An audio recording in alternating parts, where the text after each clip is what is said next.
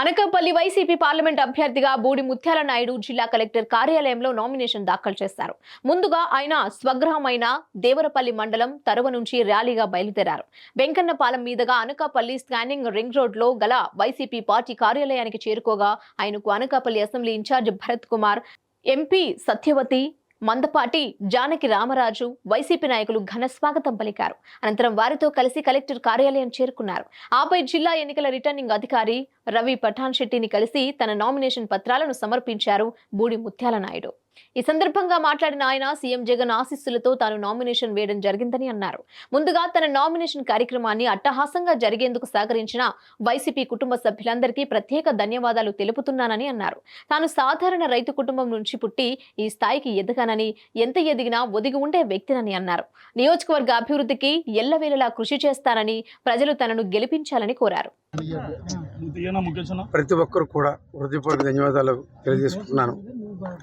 నాతో పాటు నామినేషన్ దాఖలు చేసేదానికి శాసనసభ అభ్యర్థి భరత్ కుమారు, మా చెల్లెమ్మ, ప్రస్తుత అనకాపల్లి పార్లమెంటు సభ్యురాలు బీసెట్టి వెంకట సత్యమ్మ, మిగిలినటువంటి జడ్పీటీసీలు, ఎంపీపీలు, పార్టీ క్యాడరు, వైఎస్ఆర్ పార్టీ కుటుంబ సభ్యులు అందరూ కూడా ఈ కార్యక్రమాన్ని విజయవంతం చేయటానికి, నామినేషన్ ప్రక్రియ అట్టహాసంగా జరిగేదానికి అందరూ కూడా ఉదయం నుంచి కూడా ఈ కార్యక్రమంలో పాల్గొన్నటువంటి ప్రతి ఒక్కరికి కూడా మీ ద్వారా ధన్యవాదాలు తెలియజేస్తున్నాను.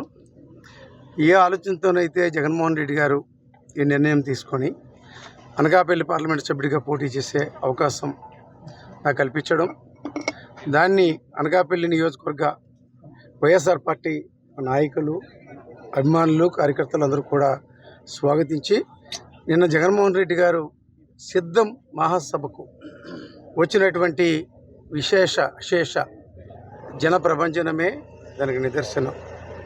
ఎంపిక చేసినటువంటి అనకాపల్లి పార్లమెంటులో ఉన్నటువంటి 7 శాసనసభ అభ్యర్థులు ఎవరైతే ఉన్నారో వాళ్ళు నన్ను ఆశీర్వదించడానికి జగన్మోహన్ రెడ్డి గారు నాయకత్వంలో మొన్న జరిగినటువంటి కార్యక్రమంలో పాల్గొని ఆ కార్యక్రమాన్ని విజయవంతం చేశారు.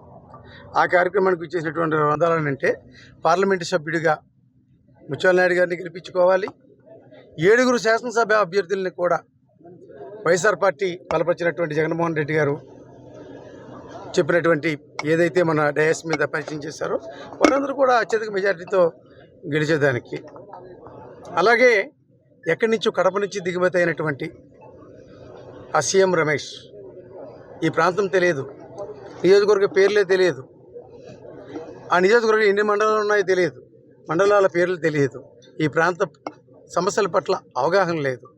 తనేదో చంద్రబాబు నాయుడు మరి మాట్లాడాడు, సీఎం రమేష్ కట ఢిల్లీ వీధులన్నీ కూడా తెలుసంట, నాకు తెలియదంట.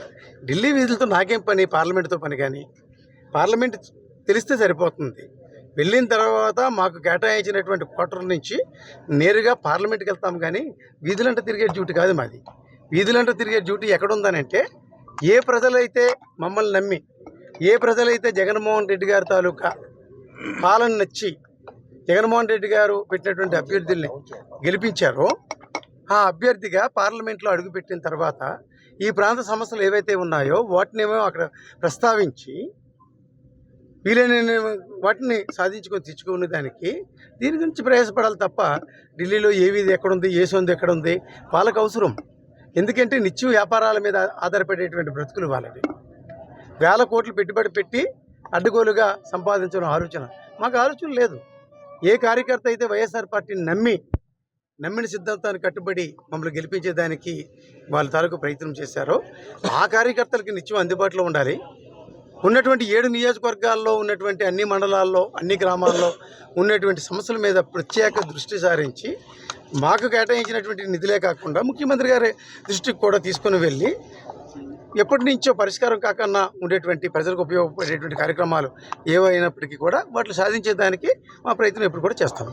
సార్, జగన్మోహన్ రెడ్డి గారు బీసీలకు అన్యాయం చేశారు.